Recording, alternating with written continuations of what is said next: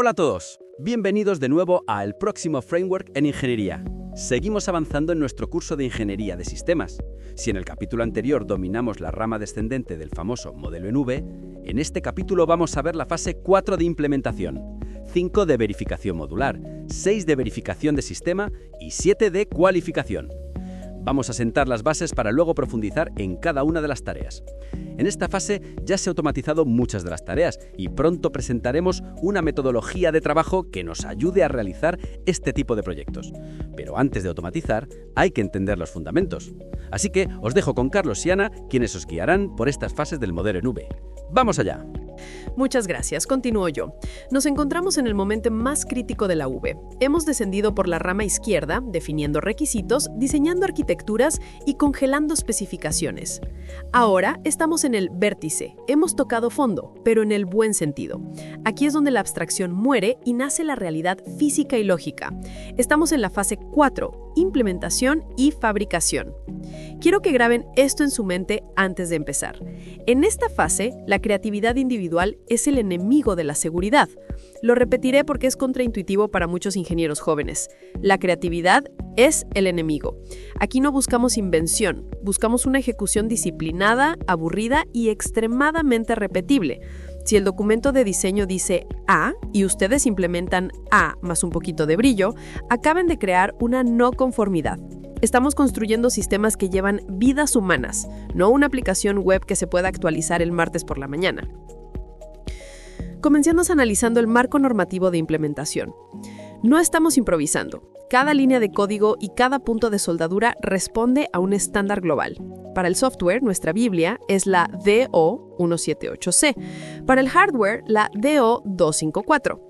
Pero aquí entran jugadores nuevos y muy físicos. La IPC-A610 clase 3 para la inspección de placas electrónicas y la AS9102 para la inspección del primer artículo.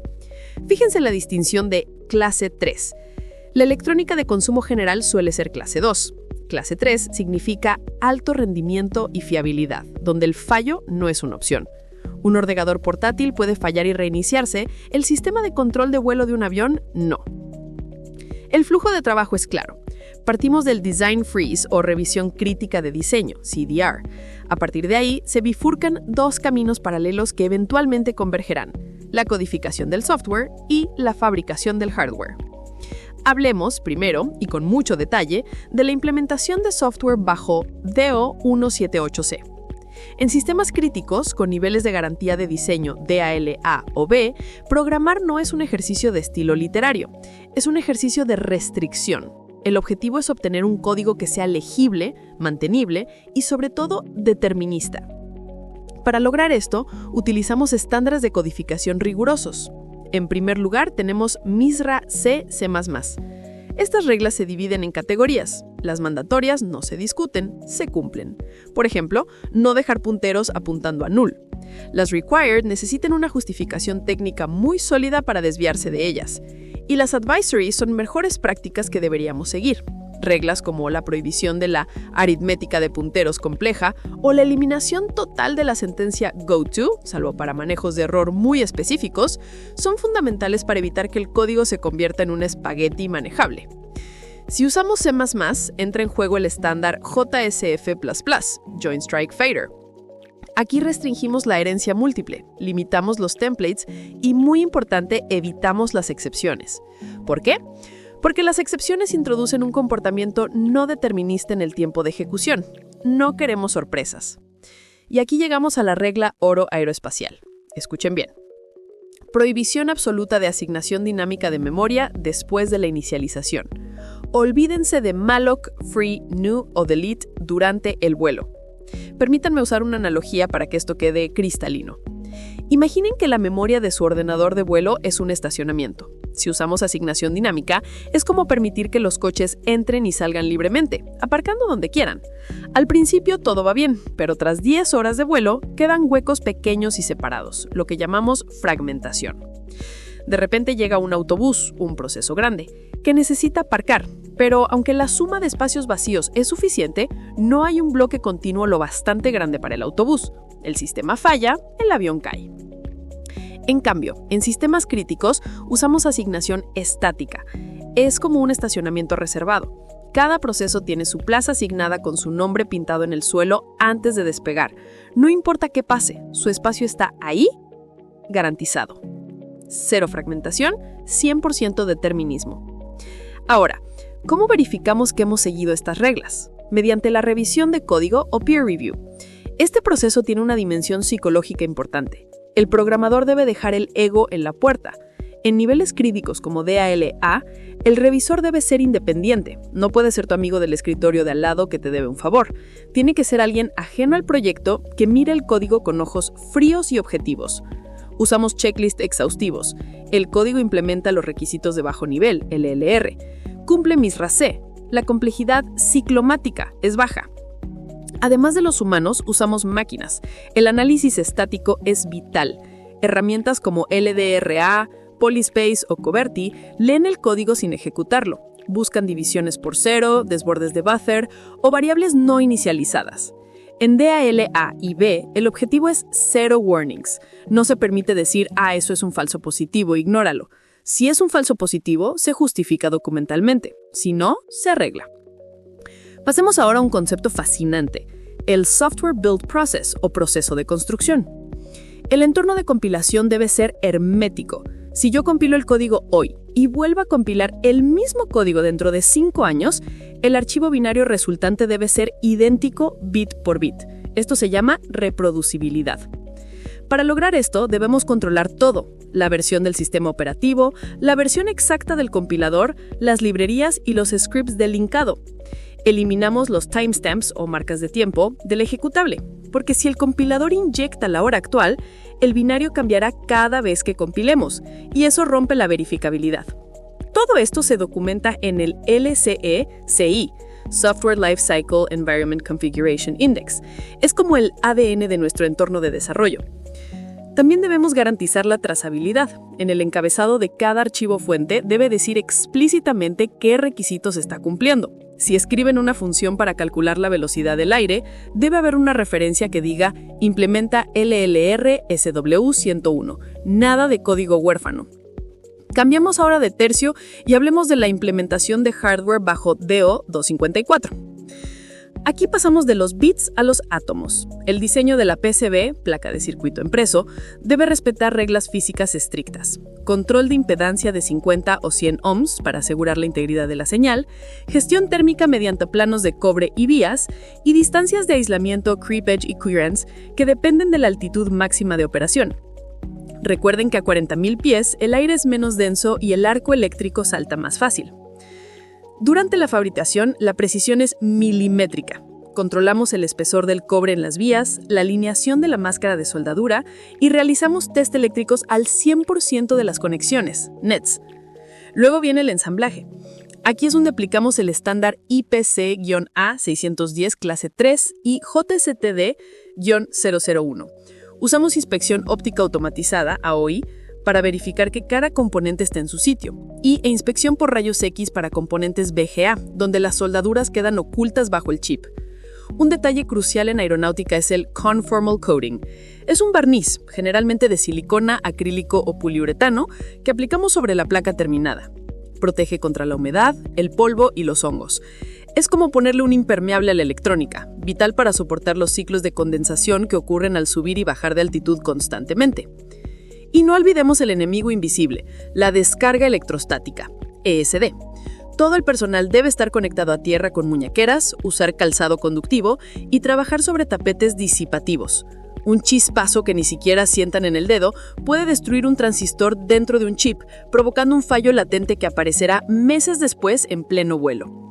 Para validar todo este proceso de fabricación, realizamos la First Article Inspection, FAI, bajo la norma AS 9102.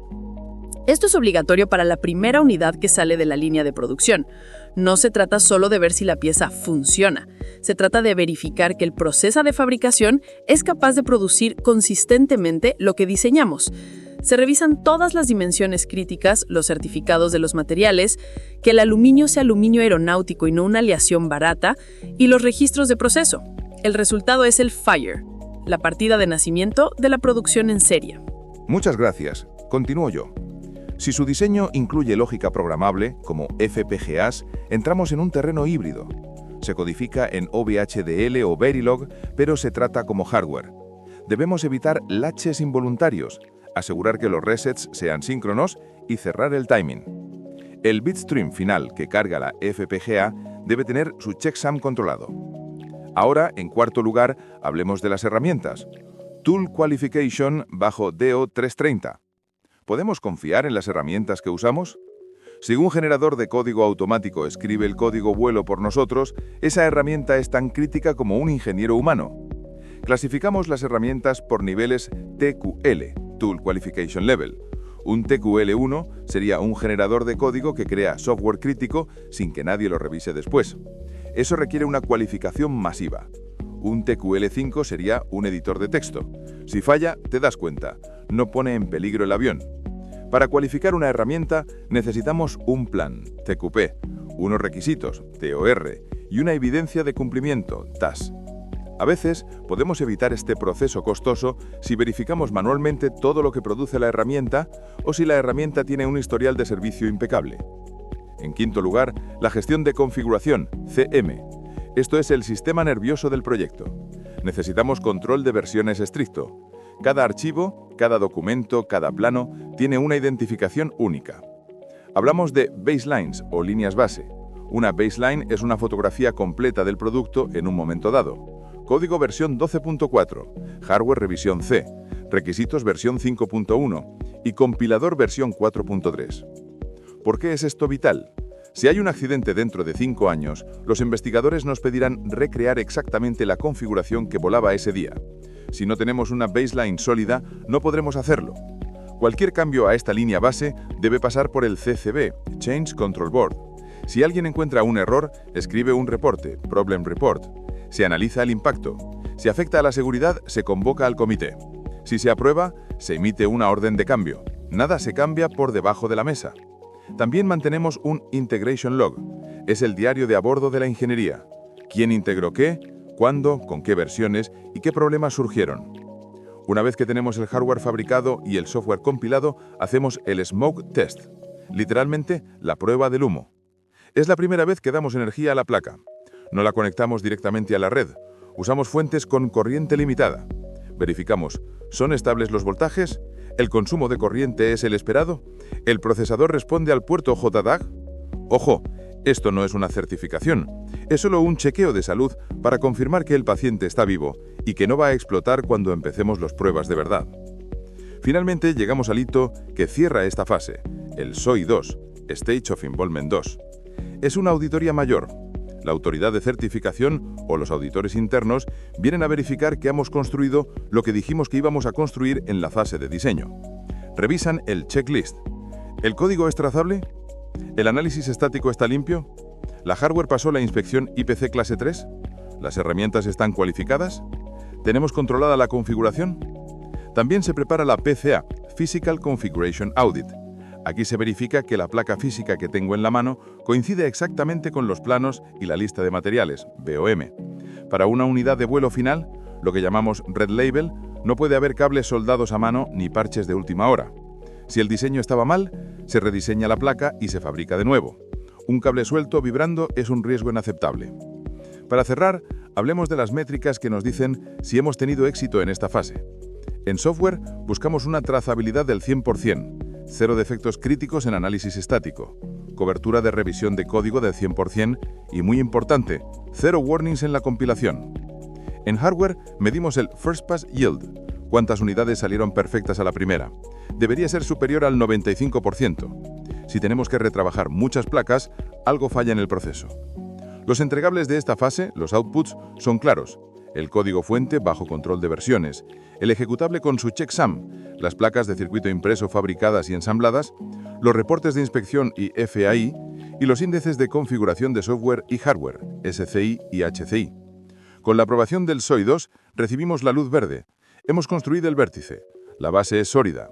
Ahora estamos listos para comenzar la escalada por la rama derecha de la V, la fase de verificación y validación, donde someteremos a nuestra creación a las pruebas más duras para asegurar que es digna de volar.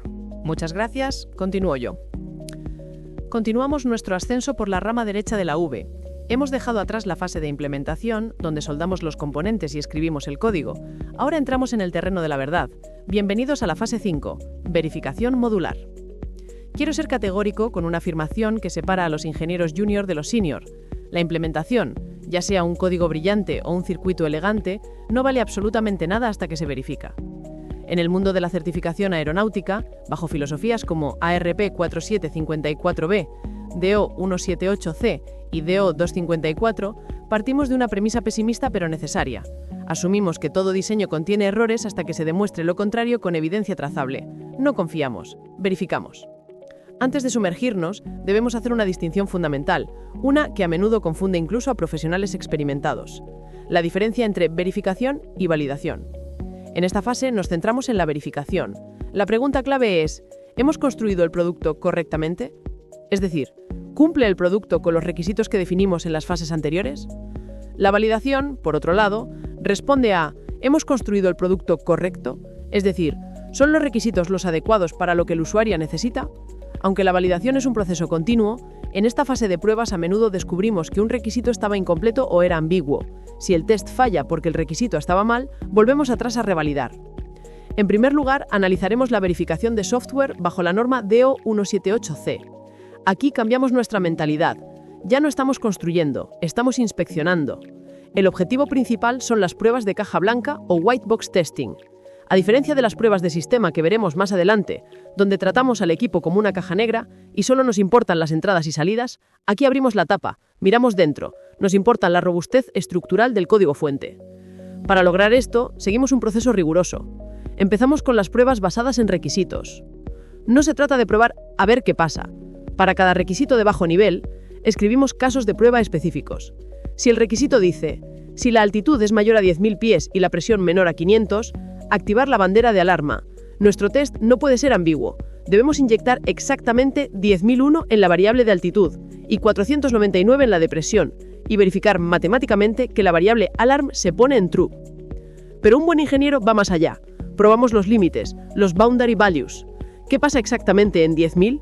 ¿Y en 500? ¿Qué pasa si inyecto el valor máximo posible de la variable? Estas pruebas se ejecutan generalmente en el host, usando simuladores, o en el target real si es posible. Una vez que sabemos que el código hace lo que debe funcionalmente, entramos en una de las áreas más técnicas y fascinantes de la ingeniería de software crítica: el análisis de cobertura estructural. La pregunta es simple: ¿cuánto de nuestro código se ha ejecutado realmente durante los tests? La norma DO 178C exige diferentes niveles de rigor dependiendo de la criticidad del software, su DAL, Design Assurance Level. Para sistemas DALC, requerimos Statement Coverage, SC. Esto significa que cada sentencia, cada línea de código, debe haberse ejecutado al menos una vez. El objetivo es encontrar código muerto. Si tenemos una línea de código que nuestros tests basados en requisitos nunca tocan, tenemos un problema. O bien nos falta un test, o bien ese código sobra. Y si sobra, en aviónica se borra. No queremos código zombie volando. Para sistemas DALB, subimos la apuesta a Decision Coverage, DC. Aquí no basta con pasar por la línea, debemos verificar que cada punto de decisión, un if, un while o un case, haya tomado tanto el valor verdadero como el falso al menos una vez. Esto asegura que no hay bramas lógicas inalcanzables, caminos que el software nunca podría tomar. Y finalmente, para sistemas DALA, los más críticos, aplicamos el criterio más riguroso, Modified Condition and Decision Coverage, MCDC. Presten atención porque este concepto es la bestia negra de muchos ingenieros de verificación. Imaginen una decisión compleja, if A o B and C. Un test simple podría hacer que la decisión completa sea verdadera o falsa, sin evaluar la lógica interna. Podríamos tener suerte y que pase el test, ocultando un error en cómo el compilador maneja la lógica booleana. MCDC exige demostrar que cada condición individual, A, B y C, afecta independientemente al resultado final. Permítanme usar una analogía para visualizar la independencia en MCDC. Imaginen que tienen un sistema de seguridad para una prensa hidráulica industrial. Para que la prensa baje deben cumplirse condiciones. Se debe presionar el botón A o el botón B y además la jaula de seguridad C debe estar cerrada. La fórmula lógica es A o B y C. Para probar esto con rigor MCDC, no basta con probar botón A y jaula cerrada, prensa baja, debemos probar la independencia del botón A. Esto significa que debemos crear un escenario donde la jaula esté cerrada, C igual a true, y el botón B no esté presionado, B igual a falso. En ese preciso escenario, si presiono A, la prensa baja. Si suelto A, la prensa se detiene. He demostrado que A y solo A está cambiando el resultado en ese contexto. Si el botón B estuviera presionado, presionar o soltar A no cambiaría nada, porque la condición A o B ya sería verdadera gracias a B. A y A no sería independiente. MCDC nos obliga a encontrar esos pares de escenarios para cada variable. Requiere un diseño de casos de prueba exhaustivo, matemático y preciso. Cerramos la verificación de software con el análisis de acoplamiento. Verificamos el data coupling. Confirmamos que no hay variables compartidas secretas o accesos indebidos a estructuras de datos entre módulos. Y el control coupling. Verificamos que la secuencia de llamadas a funciones coincide exactamente con lo que diseñamos en la arquitectura. Muchas gracias. Continúo yo. En segundo lugar, pasamos a la verificación de hardware bajo DOO 254. El hardware tiene dos caras, la lógica programable y la física de la placa. Para la verificación de FPGA o PLD, en niveles críticos, la verificación es intensiva antes de fabricar o quemar el silicio, porque corregir errores después es costosísimo. Usamos test benches en HDL, lenguajes de descripción de hardware como VHDL. Son entornos virtuales que inyectan estímulos eléctricos simulados al diseño para verificar cada requisito. Al igual que en software, medimos la cobertura de código HDL, qué porcentaje de las puertas lógicas y ramas hemos ejercitado, y realizamos la simulación post-place en route. Esto es vital porque verifica el comportamiento temporal considerando los retardos físicos reales del chip. En nanosegundos, la distancia física dentro del chip importa. Para las pruebas de placa, Board Level Testing, verificamos el esqueleto físico. Lo primero es el Power Sequencing. Los chips modernos son complejos. No basta con encenderlos. A menudo, el núcleo del procesador debe recibir voltaje antes que los puertos de entrada y salida. Si la secuencia es incorrecta, podemos provocar un latch-up, un cortocircuito interno que destruye el chip en milisegundos. Luego analizamos la integridad de señal, SI. Para buses de alta velocidad como PCIe o TDR, miramos los diagramas de ojo o eye diagrams. Imaginen que superponen miles de pulsos digitales, unos y ceros, en un osciloscopio. Si la señal es limpia, verán un hexágono claro en el centro, como un ojo abierto. Si hay ruido, crosstalk, interferencia entre cables, o jitter, temblor en el tiempo, el ojo se cierra. Un ojo cerrado significa que el procesador no podrá distinguir un 1 de un 0. Finalmente, usamos Boundary Scan, o JTAG. Es una técnica genial estandarizada por la IEEE 11491 que nos permite tomar el control de los pines de los chips para verificar soldaduras BGA, las que están debajo del chip y no se ven, y la continuidad eléctrica, sin necesidad de tocar físicamente la placa con una sonda. En tercer lugar, llegamos al punto de encuentro, las pruebas de integración software-hardware. Aquí el software conoce al hardware real, al target. Verificamos los drivers, confirmamos que el software es capaz de configurar y leer los registros del hardware correctamente.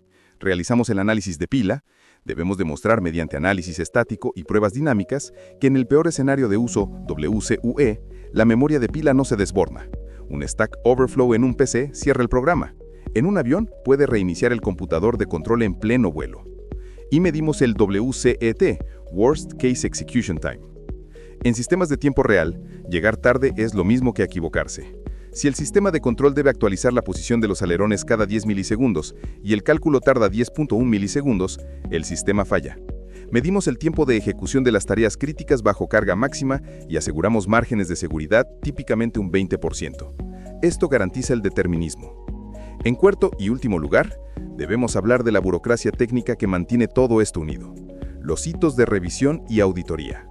Antes de ejecutar las pruebas oficiales, realizamos la TRR. Es un hito interno.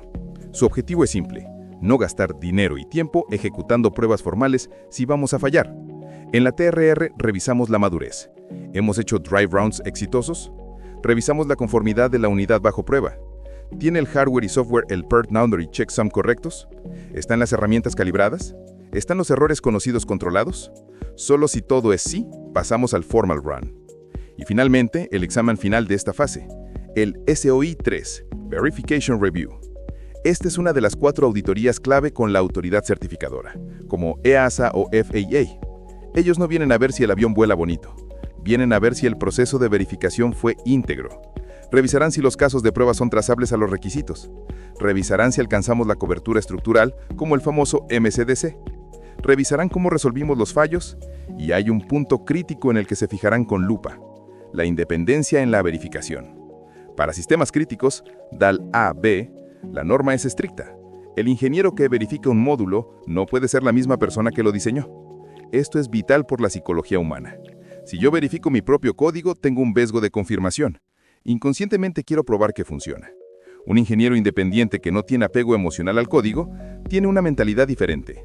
Su objetivo es romper el sistema, probar los límites, basándose puramente en lo que dicen los requisitos. Esa tensión constructiva es la que garantiza la seguridad. Hemos verificado los módulos. Sabemos que las piezas individualmente son robustas. Pero ¿qué pasa cuando conectamos todo el sistema junto? Eso es lo que veremos en la siguiente etapa. Muchas gracias, continúo yo. Aquí es donde la teoría se estrella contra la realidad. Hemos pasado semanas, quizá meses, diseñando, calculando y codificando en la rama izquierda de la V. Pero ahora, amigos, comenzamos el ascenso por la rama derecha. Y entramos en lo que yo considero la fase de la verdad, el nivel de sistema. Hasta ahora hemos mirado componentes aislados, líneas de código sueltas y esquemáticos. Olviden eso por un momento. En esta fase, como ingenieros senior y auditores, cambiamos radicalmente la perspectiva. Ya no nos importa si el código está escrito en C o en ADA, o si el condensador es de cerámica o de tantalio. Lo que nos importa es el comportamiento. Tenemos delante una caja negra cerrada, una unidad reemplazable en línea o LRU, y nuestra misión es verificar una promesa. La promesa contractual que le hicimos al cliente y la promesa de seguridad que le hicimos a la autoridad de certificación. Para navegar esta fase crítica, vamos a desglosar rigurosamente la fase 6, verificación del sistema. En primer lugar, tenemos que establecer las reglas del juego. Esta fase no es improvisada. Se rige estrictamente por la normativa ARP 4754B. Los fallos que encontramos ahora, en la verificación, a menudo destapan problemas de validación. Descubrimos requisitos mal definidos que nos obligan a volver a bajar por la rama izquierda de la V para corregir el diseño. Es doloroso, pero necesario. Entremos de lleno en la mecánica de la fase 6. Nuestro objetivo es demostrar el cumplimiento con los requisitos del sistema SRD, definidos al inicio del proyecto. Para ello nos basamos en la ARP 4754B y para el mundo físico en la infame DO 160G. El primer pilar de nuestra estrategia son las pruebas de caja negra. Como les decía, aquí el ingeniero de pruebas se pone una venda en los ojos respecto a la arquitectura interna. Ignora cómo está hecho el dispositivo. Se centra exclusivamente en la interfaz externa, qué entra y qué sale. Dentro de este enfoque, el primer paso es la verificación de requisitos, shall. En ingeniería aeroespacial, la palabra shall, debe, es sagrada. Para cada requisito mandatorio en el documento SRD, debe existir obligatoriamente un caso de prueba en la matriz de verificación del sistema o SVM. La metodología es directa. Estimulamos los pines del conector, inyectamos señales en las entradas analógicas, activamos discretas, enviamos tramas por los buses ARINC 429 y luego medimos la respuesta. No miramos el código, miramos los pines de salida o el comportamiento en el bus de datos. Aquí realizamos dos tipos de comprobaciones. Primero, las pruebas de rango normal. Verificamos que el sistema opera bien cuando todo es normal. Por ejemplo, si el requisito dice, si la entrada de velocidad es 100 nudos, el sistema debe emitir 100 nudos más menos un nudo por el bus CAN. Nosotros inyectamos esos 100 nudos y esperamos leer en el bus entre 99 y 101. Si sale 102, hemos fallado. Pero donde realmente encontramos los errores es en el segundo tipo, las pruebas de límites o boundary analysis. Los errores de software y hardware adoran vivir en los bordes. Si un rango válido va de 0 a 100, un ingeniero novato probaría el 50. Nosotros no. Nosotros probamos el -1, para ver si el sistema lo rechaza como inválido. Probamos el 0, que es el borde inferior, probamos el 50 como nominal, probamos el 100, el borde superior, y probamos el 101 como inválido. Nuestro objetivo es confirmar que el sistema no hace un rollover matemático, donde el 101 se convierte en 0 por un error de bits, ni se bloquea al tocar los extremos. El segundo pilar dentro de la caja negra son las pruebas de interfaz. Aquí verificamos el cumplimiento estricto del ICD, el documento de control de interfaz. Analizamos los protocolos con lupa. ¿Son los bits de paridad correctos? El CRC, esa suma de comprobación al final del mensaje, ¿se calcula bien? Y algo muy sutil. El jitter, o la fluctuación en la periodicidad. Si el mensaje debe salir cada 50 milisegundos, ¿sale exactamente cada 50 o a veces tarda 55? En sistemas de tiempo real, esa diferencia es crítica. También miramos la parte eléctrica. ¿El consumo de corriente está dentro del presupuesto asignado o power budget? No podemos permitir que una unidad drene la batería del avión más de lo que se le permitió. Ahora avancemos hacia un territorio más hostil. Un sistema crítico no se define por cómo funciona cuando todo va bien, bajo el sol y con aire acondicionado. Se define por cómo sobrevive cuando todo sale mal. Hablamos de las pruebas de robustez y casos de error. Aquí aplicamos lo que llamamos inyección de fallos. Nos volvemos destructivos de forma controlada. Circuito cortamos sensores simulados a tierra o a voltaje de alimentación. Interrumpimos la comunicación en el bus dejando el circuito abierto. Enviamos garbage data, datos corruptos y sin sentido, para ver si el sistema se confunde. Lo que buscamos es verificar la capacidad fail-safe, fallo seguro. Si el requisito dice, en caso de pérdida de sensor, la salida debe fijarse en 0 y activar el bit de fallo. Debemos ver exactamente eso en el laboratorio. Si ante un fallo el sistema se cuelga, se reinicia aleatoriamente, o lo que es peor, emite datos erróneos pero que parecen creíbles, lo que llamamos información engañosa peligrosa, la prueba falla catastróficamente. El diseño debe volver a la mesa de dibujo y revisarse bajo los criterios de seguridad de la ARP 476-1. Dentro de la robustez, también ejecutamos pruebas de estrés. Saturamos el procesador, lo bombardeamos con la máxima carga de interrupciones y tráfico de red posible. El objetivo es asegurar que no se pierden plazos de ejecución o deadlines, ni se pierden datos críticos incluso en el peor escenario de carga. Seguramente se estarán preguntando, ¿cómo hacemos todo esto? ¿Con un multímetro y paciencia? Para sistemas complejos como un FMS, un autopiloto o un FADEC de motor, las pruebas manuales son insuficientes e irrepetibles. Aquí entra en juego la tercera gran herramienta de esta fase, la automatización y el HIL, o Hardware in the Loop. El HIL es fascinante. Imaginan una arquitectura, a menudo llamada Iron Bird o pájaro de hierro. El concepto es engañar al computador de vuelo, a la LRU real, haciéndole creer que está volando a 30.000 pies cuando en realidad está en un rack en tierra. Esta arquitectura tiene 3 componentes.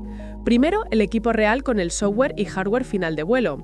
Segundo, un simulador de entorno, un PC extremadamente potente, como los sistemas de DSpace o National Instruments, que arrojen un modelo físico-matemático del avión en tiempo real, la aerodinámica, los motores, la atmósfera.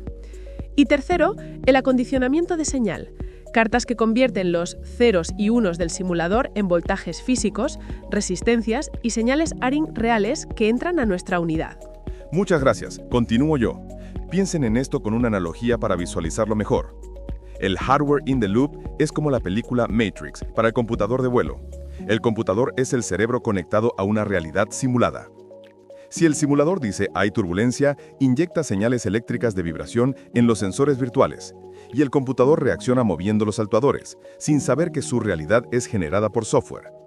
Las ventajas para la certificación son inmensas. En primer lugar, la repetibilidad. Podemos ejecutar el mismo script de prueba 1000 veces y obtendremos 1000 veces el mismo resultado. Esto es vital para las pruebas de regresión. En segundo lugar, la seguridad.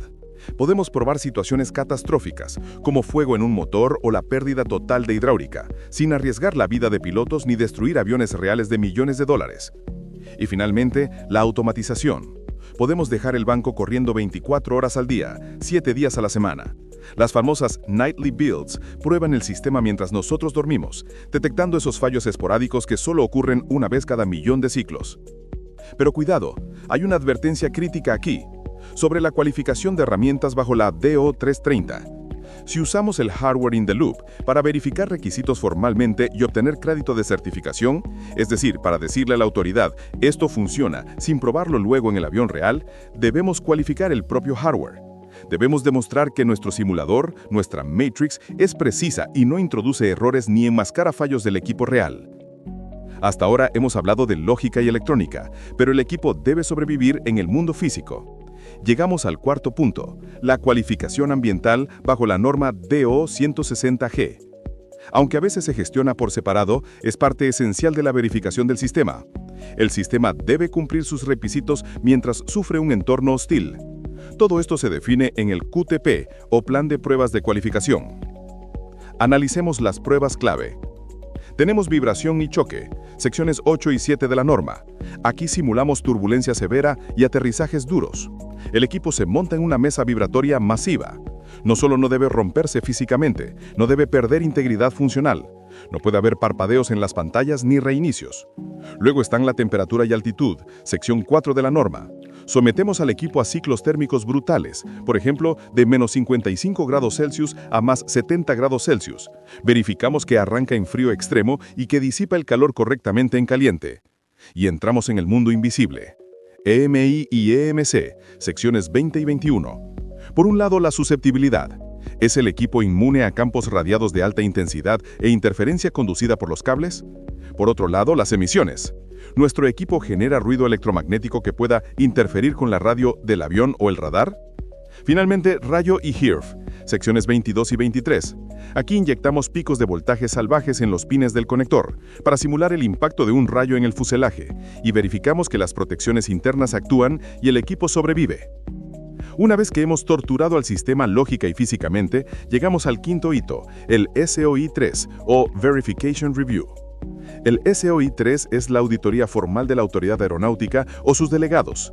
Todo nuestro trabajo se reduce a este momento. El objetivo de la auditoría es confirmar que la verificación está completa y es correcta.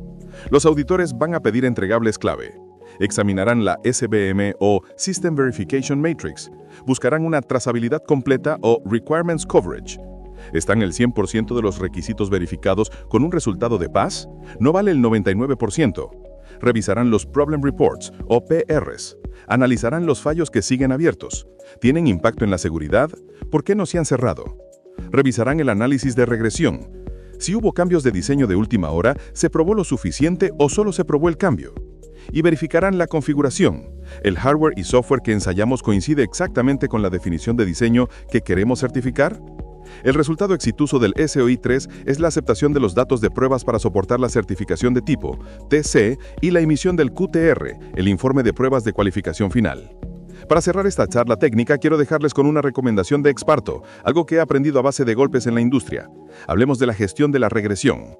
El mayor dolor de cabeza en esta fase no es hacer las pruebas, sino el hallazgo tardío de bugs críticos. El problema es simple. Corregir un error implica generar un nuevo software o hardware.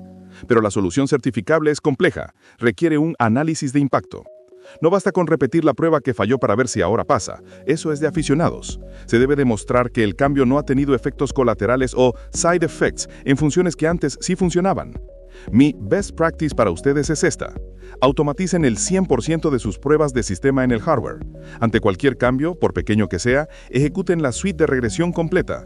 Puede que el banco tarde 3 días en correr todas las pruebas, pero cuando termine y todo esté en verde, tendrán la certeza absoluta de la seguridad del sistema. Y en nuestra industria, la seguridad no es negociable. Con esto concluimos el análisis de la fase 6. Hemos verificado la caja negra, hemos sobrevivido al entorno y hemos pasado la auditoría. El sistema está listo. Muchas gracias. Continúo yo. Hemos dejado atrás la lógica pura, las líneas de código y las simulaciones en entornos controlados. Ahora, la situación cambia drásticamente y entramos en un territorio que personalmente considero el más brutal y revelador de todo el ciclo de ingeniería, la fase física. Si la fase anterior era el cerebro, esta es el cuerpo. Como ingeniero senior, con años viendo pasar equipos por laboratorios, les puedo asegurar que estamos a punto de entrar en lo que llamamos el Valle de la Muerte para el hardware, la normativa DO 160. He visto diseños lógicos brillantes, arquitecturas de software DAL-A que eran poesía pura, fallar estrepitosamente aquí. ¿Por qué? Porque un simple oscilador de cristal decidió desprenderse por la vibración, o porque un regulador de voltaje se reinició al recibir un pulso electromagnético invisible. En esta etapa ya no probamos si el sistema piensa bien, probamos si el sistema tiene la capacidad de sobrevivir.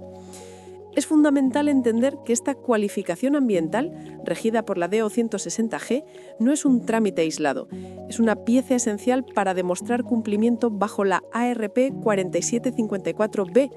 Los resultados que obtengamos aquí deben confirmar que las condiciones ambientales que asumimos en nuestros análisis de seguridad, FHA, SSA, eran correctas. Si el análisis decía que el equipo aguanta vibración y aquí se rompe, el análisis de seguridad se derrumba. Entremos de lleno en la fase 7, cualificación del sistema. El objetivo aquí es puramente legal y de seguridad. Debemos demostrar que nuestra unidad, la LRU, Line Replaceable Unit, no presenta peligros y mantiene su función prevista bajo las condiciones extremas que encontrará en la aeronave real. Y ojo, no probamos al azar, ni golpeamos el equipo con un martillo porque sí. Seguimos una liturgia estricta dictada por la RTCA DO 160G. En primer lugar, hablemos de la preparación, específicamente del QTP y la categorización. Antes de siquiera pisar el laboratorio, necesitamos aprobar el plan de pruebas de cualificación, o QTP.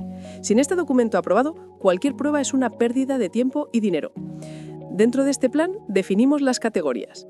Tienen que pensar en dónde va instalado su equipo.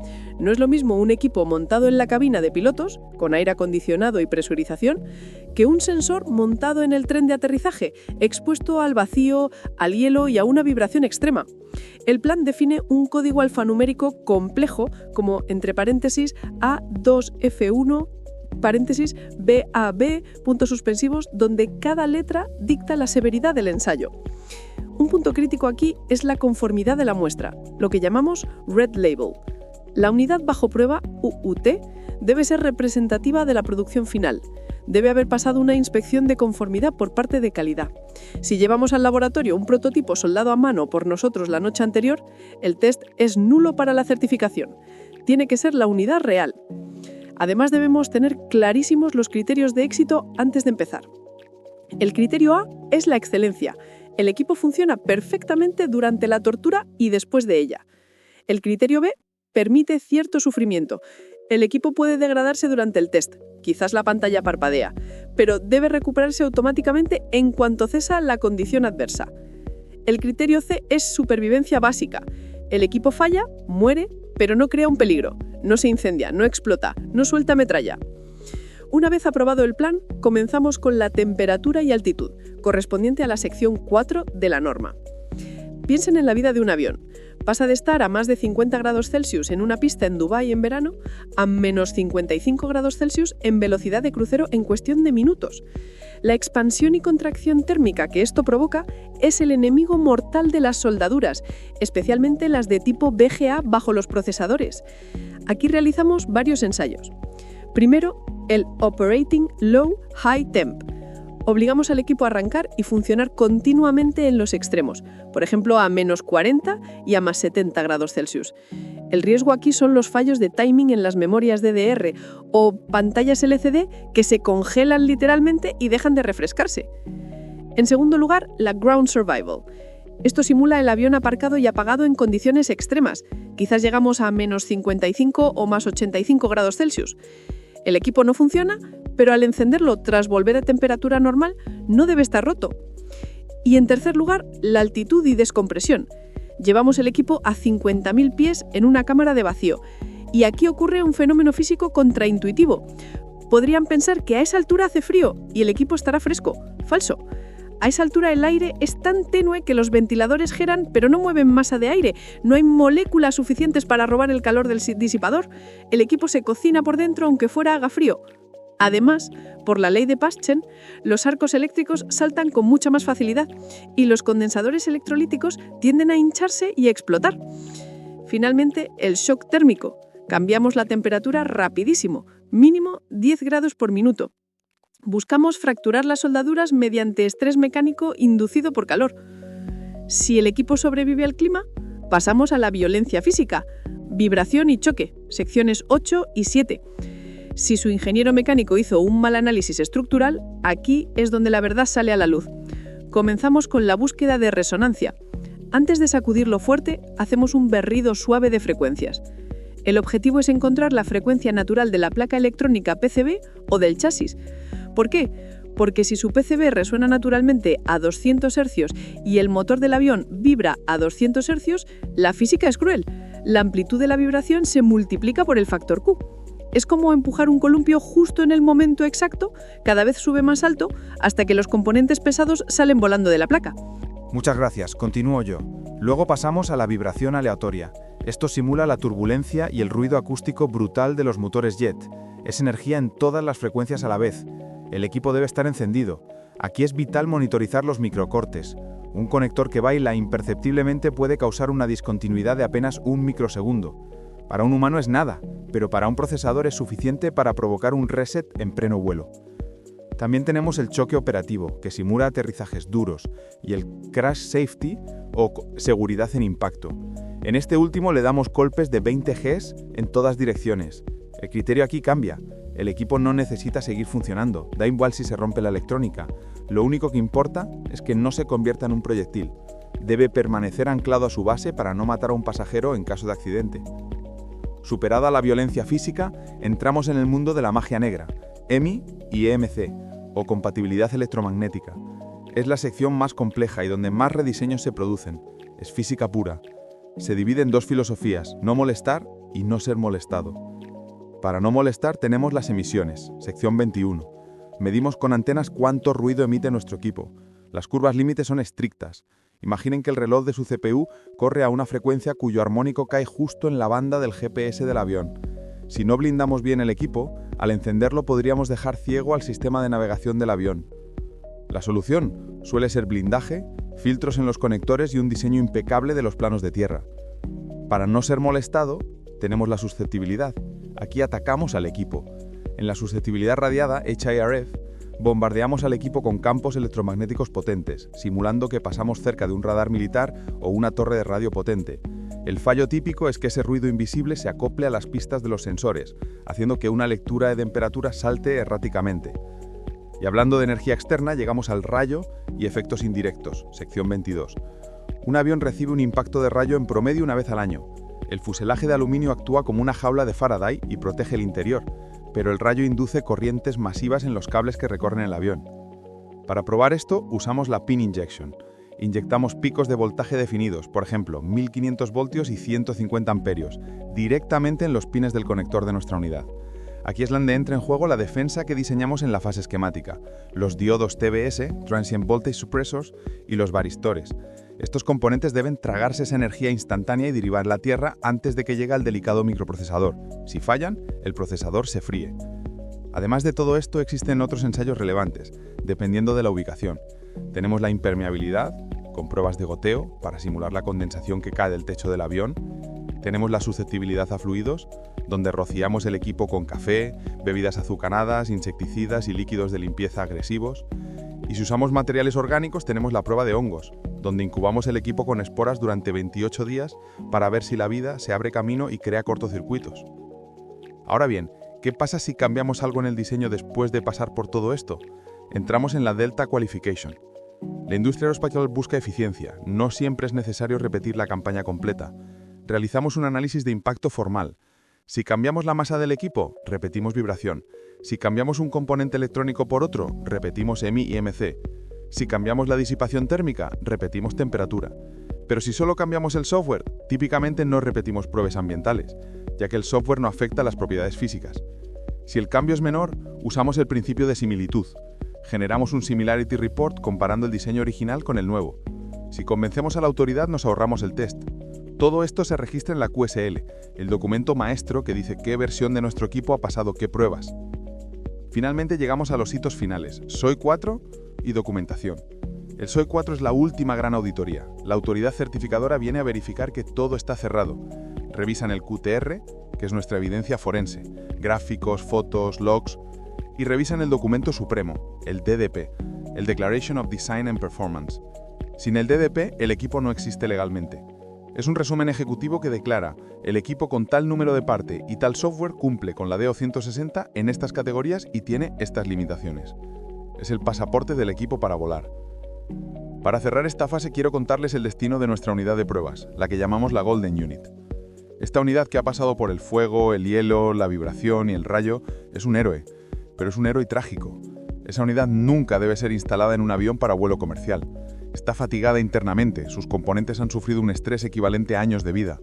Se debe marcar con una etiqueta grande de Not for Flight y guardarse en una vitrina bajo llave. Se convierte en nuestra Golden Unit, el patrón de oro.